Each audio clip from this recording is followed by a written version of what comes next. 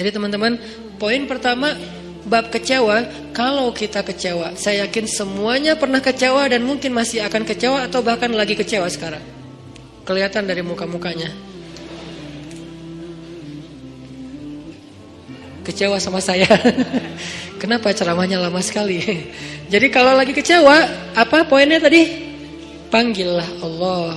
Ya Allah, ya Jabbar, wajiburni, hibur saya ya Allah. Hibur saya, hibur hati saya ya Allah. Gimana cara Allah menghibur hati kita?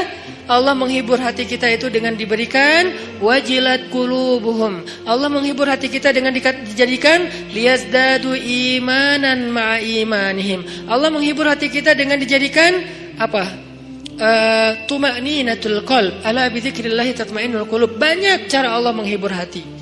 Apakah Nabi pernah sedih atau kecewa? Kecewa pernah, sedih pernah di Al-Quran, direkam. Terus cara Allah menghibur hati Nabi yang lagi sedih atau kecewa gimana? Ya ayyuhal muzammil qumil laila illa qalila nisfahu awil qus minhu qalila أو زد عليه ورتل القرآن ترتيلا إن ناشئة الليل هي أشد وطئا وأقوم قيلا. Allah panggil Nabi ketika lagi sedih dan tidur. Ya ayyuhal muzammil. Ini dua kondisi Nabi lagi tidur dan dipanggil Allah. Satu, ya ayyuhal muddatsir. Satu lagi, ya ayyuhal muzammil. Tidur kenapa Nabi? Bukan tidur, tertidur. Gara-gara capek seharian berdakwah dan capek seharian dibully. Dibully di mana-mana, pergi ke pasar, dibully di pasar, pergi ke tempat pertemuan, dibully di tempat pertemuan, pergi di sepanjang jalan, dibully di sepanjang jalan, pergi ke rumah keluarga besarnya, ke tetangganya, ke pamannya, ke sepupunya, dibully oleh tetangga dan keluarga besarnya. Kemanapun beliau pergi, beliau dibully, dihat, dihina, dicela seharian dari pagi. Satu kota Mekah ngebully beliau. Ada yang mengatakan beliau itu penyihir, ada yang mengatakan beliau itu pembohong, ada yang mengatakan beliau itu tercela. Muzammam, nama aslinya Muhammad, artinya terpuji, tapi diplesetin jadi Muzammam, artinya tercela. Atau orang salib dulu, pas perang salib menamakannya dengan istilah Muhammad. Apa Muhammad? Salah satu nama setan. Jadi dipanggil Muhammad, dipanggil Muzammam, dipanggil sahir, dipanggil majnun, orang gila, dan banyak lagi yang nggak direkam secara diksi oleh Al-Quran, karena emang Al-Quran ini memilih banget diksinya. Tapi secara simbolik Al-Quran nunjukin bahwa inilah celaan-celaan yang diterima Nabi berhari-hari dari pagi sampai malam. Pulang malam-malam ngomong ke Khadijah, Khadijah zammiluni, Khadijah selimuti aku. Khadijah pengertian, diselimuti Rasulullah, diusap-usap kepala Rasulullah. Tenang Rasulullah, tenang ya Rasulullah, la tahzan ya Rasulullah, Allah gak akan ninggalin kamu, Allah tuh sayang sama kamu ya Khadijah. Tapi di tubuh Rasulullah tuh banyak lemparan, bekas lemparan, dibersihin sama Khadijah. Setelah Khadijah wafat, nanti yang menggantikannya Fatimah yang bersihin bekas-bekas lemparan orang. Ada yang lemparin kotoran, ada yang lemparin barang benda-benda keras sehingga melukai Nabi, dibersihin sama Khadijah. Udah capek, Nabi tertidur. Udah beres urusan, dihibur oleh Khadijah. Begitu sampai waktu yang hening, Khadijah udah tertidur, penduduk seluruh bumi udah tertidur. Allah memanggil kekasihnya, ya ayyuhal muzammil, wahai orang yang berselimut. Itu panggilannya lembut. Jadi kita kalau baca surah Al-Muzammil jangan ya, enggak gitu. Allah manggilnya enggak gitu, kaget atau orang lagi tidur ya. Nah, ayatnya aja lagi berselimut, manggilnya teriak-teriak. Jangan, itu namanya prank. Itu bukan tilawah, itu ngeprank. Makanya jangan tilawah sambil ngeprank. Ya ayyuhal muzammil, wahai orang yang berselimut, qumil laila illa qalila. Di situ kelihatan Allah tuh pengertian banget. Qumil lail illa qalila. Bentar aja, enggak usah lama-lama. Kenapa? Karena begitu Nabi berdiri salat, disitulah Allah akan menghibur hati Nabi. Kalau kita belum bisa terhibur dengan salat tahajud atau minimal dengan salat 5 waktu, berarti hati kita berpenyakit, fi qulubihim marad. Dan itu harus kita obatin. Obatnya apa? Obatnya istighfar.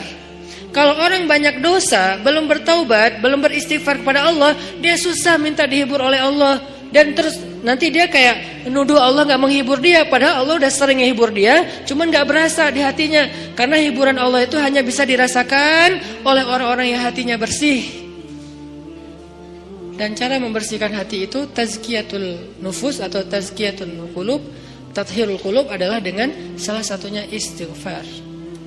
Perbanyak istighfar supaya begitu nanti kita ada masalah, kalau kita nanti lagi disakitin, kalau kita lagi kecewa dan sedih, kita bilang wajiburni ya Jabbar, wajiburni ya Jabbar. Allah hibur kerasa kita lagi dihibur oleh Allah. Kan enak ya kalau apa yang Allah perlakukan kepada kita tuh kita kayak ngerasa, itu enak tuh. Daripada Allah udah habis-habisan ngehibur kita nggak ngerasa. Ibarat Allah udah ngirim kita japrian, nggak dibaca-baca sama kita. Terus nanti kita tuduh, lu kok nggak empati banget sih sama gue lagi sedih-sedihnya, gue curhat nggak dibalas-balas. Udah dibalas, nggak ada, lu aja nggak baca. Oh ya ada, banyak ternyata. Artinya nggak dibuka sama kita kan? Kenapa nggak dibuka? Mungkin pulsa kita habis, mungkin handphone kita error, mungkin apa dan segala macam kemungkinan. Nah gitu juga dengan Allah. Wa idza sa'alaka 'ibadi anni fa inni qarib.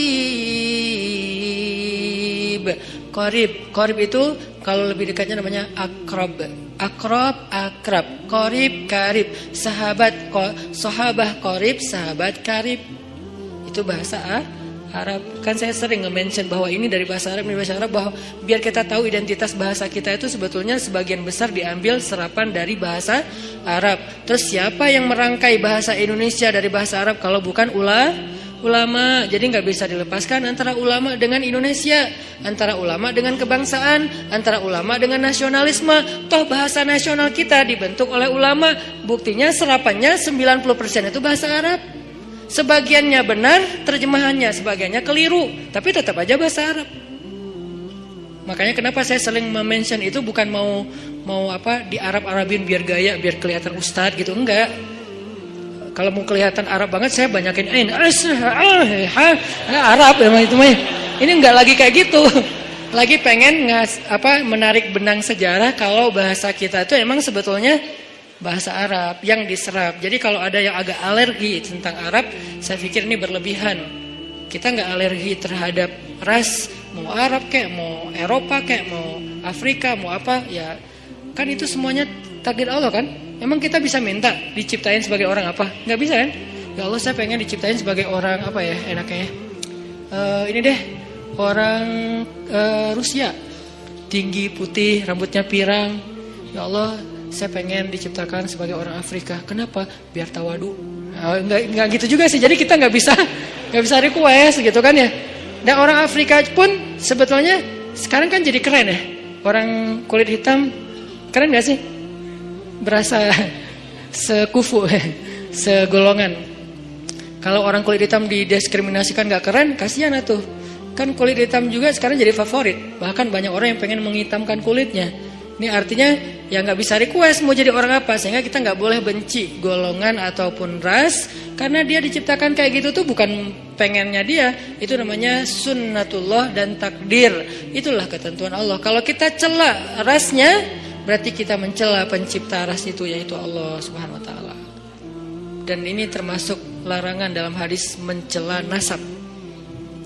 Mencela nasab itu termasuk salah satu dosa besar. Balik lagi ke yang tadi, intinya bahasa kita emang diserap dari bahasa Arab. Nah, kita minta sama Allah. Kata Allah, inni qarib, aku dekat sama kamu. Ujibu da'watad da'i idza da'ani. Ujib dari kata jawab. Jawab bahasa Indonesia juga jawab. Jawabun, jawaban, jawabin, itu grammar.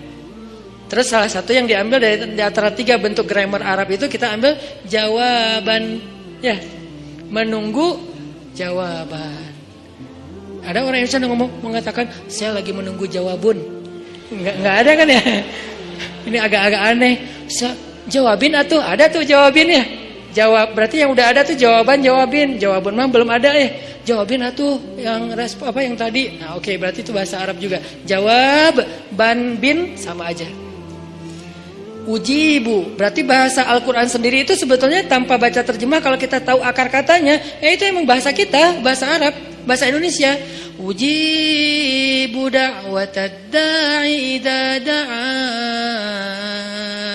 Aku mengijabah, menjawab dakwah. Dakwah itu panggilan. Ujibu da'watad da'i idza da'an. Aku menjawab panggilan dai, orang yang memanggil kalau dia mendakwah atau memanggil aku.